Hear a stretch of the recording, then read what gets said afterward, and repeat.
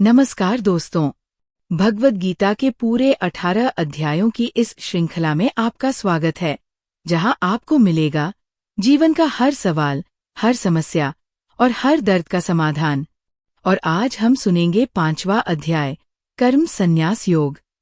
अगर आपने इसके पहले के अध्याय नहीं देखे तो डिस्क्रिप्शन में लिंक दी गई है और हमारे चैनल सनातन सफर को भी सब्सक्राइब जरूर कर देना। तो चलिए शुरू करते हैं। कुरुक्षेत्र के मैदान में अर्जुन के मन में फिर एक गहरी जिज्ञासा उत्पन्न होती है। उसने श्री कृष्ण से कर्मयोग और संन्यास दोनों के बारे में सुना, लेकिन अब वह स्पष्ट रूप से जानना चाहता है कि इन दोनों में से श्रेष्ठ क्या है। अर्जुन विनम्रता से पूछता है, हे कृष्ण, आप कभी कर्मों के त्याग यानी संन्यास की प्रशंसा करते हैं और कभी कर्मयोग की। कृपया निश्चित रूप से बताइए कि इन दोनों में से कौन सा मार्ग मेरे लिए अधिक श्रेष्ठ है। भगवान श्री कृष्ण उत्तर देते हैं, हे अर्जुन, कर्म संन्यास और कर्मयोग दोनों ही मनुष्य को मोक्ष की ओर ले जाने वाले हैं, लेकिन इन दोनों में कर्मयोग अधिक श्रेष्ठ और सरल है। जो व्यक्ति न किसी से द्वेष करता है और न किसी की इच्छा करता है, वही सच्चा सन्यासी है, क्योंकि वह राग और द्वेष से मुक्त होकर सहज ही बंधनों से मुक्त हो जाता है। मूर्ख लोग ही ज्ञान योग और कर्मयोग को अलग अलग मानते हैं, लेकिन ज्ञानी व्यक्ति समझता है कि दोनों का लक्ष्य एक ही है। जो किसी एक में भी पूर्णता प्राप्त कर लेता है, वह दोनों के फल को प्राप्त कर लेता है।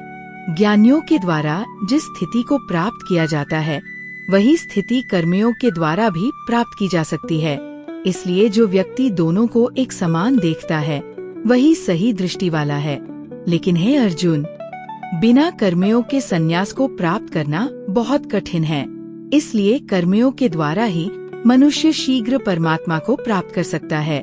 जो व्यक्ति अपने मन और इंद्रियों को जीत चुका है, शुद्ध हृदय वाला है और आत्मा को सभी प्राणियों में देखता है, वह कर्म करते हुए भी बंधता नहीं है।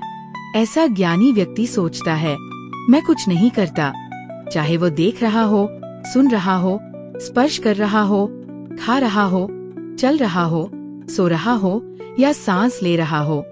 वो जानता है कि ये सब इंद्रियां अपने विषयों में ही कार्य कर रही है।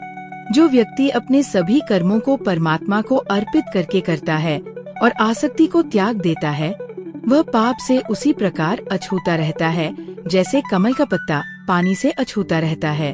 योगी लोग केवल शरीर, मन, बुद्धि और इंद्रियों के द्वारा बिना आसक्ति के आत्मा की शुद्धि के लिए कर्म करते हैं। जो व्यक्ति कर्म के फल को त्याग देता है, वह शांति को प्राप्त करता है, लेकिन जो व्यक्ति फल की इच्छा से कर्म करता है, वह बंधन में फंस जाता है।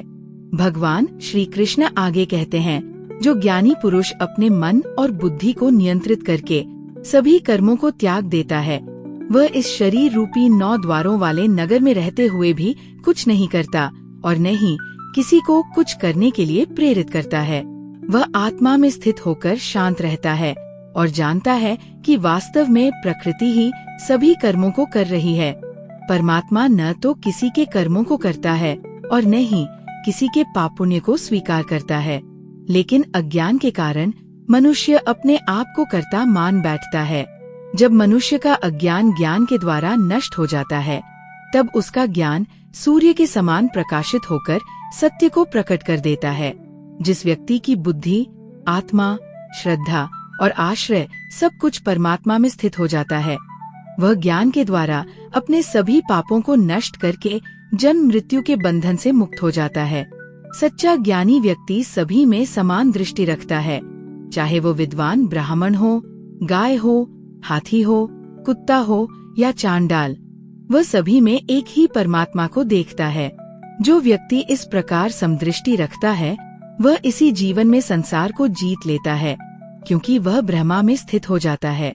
ऐसा व्यक्ति सुखद और दुखद परिस्थितियों में विचलित नहीं होता, क्योंकि उसका मन स्थिर होता है और वह परमात्मा में स्थित रहता है। जो व्यक्ति बाहरी विषयों में आसक्त नहीं होता और आत्मा में ही आनंद पाता है, वही सच्चा सुख प्राप्त करता है।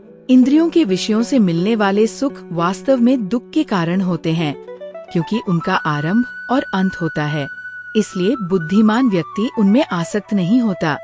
जो व्यक्ति शरीर के रहते हुए ही काम और क्रोध के वेग को सहन कर लेता है, वही सच्चा योगी और सुखी मनुष्य है।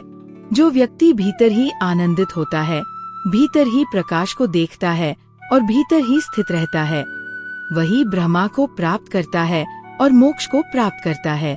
जो ऋषि अपने पापों को नष्ट कर चुके हैं, जिनके संदेह समाप्त हो चुके हैं, जिन्होंने अपने मन को नियंत्रित कर लिया है और जो सभी प्राणियों के कल्याण में लगे रहते हैं, वे ब्रह्मा को प्राप्त करते हैं।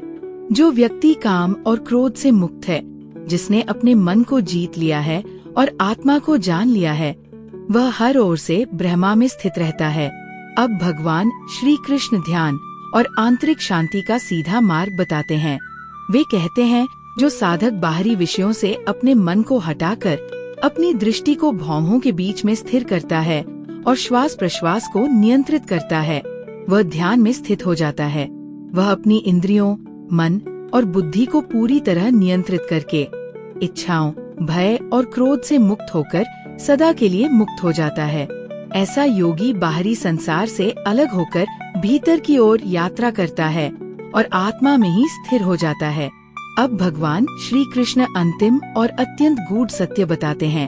जो व्यक्ति मुझे सभी यज्ञों और तपों का भोग करने वाला, सभी लोकों का महान स्वामी और सभी प्राणियों का सच्चा मित्र जान लेता है, वही सच्ची शांति को प्राप्त करता है। जब मनुष्य ये समझ लेता है कि परमात्मा ही सब कुछ है, वही सबका स्वामी है और वही सबका हितैषी है, तब उसके मन में कोई भय, चिंता या अस्थिरता नहीं रहती।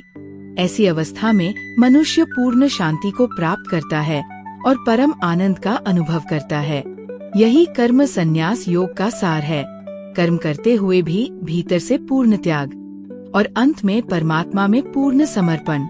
हे अर्जुन, जो इस सत्य को जान लेता है, वह जीवन में ही मुक्त हो जाता है और अंततः परम शांति को प्राप्त करता है। यहाँ पर हमारा 5वां अध्याय समाप्त होता है। अगर आपको ये वीडियो अच्छा लगा हो तो लाइक, कमेंट और शेयर करें। ऐसे ही वीडियो के लिए चैनल को सब्सक्राइब करें। जय श्री कृष्णा।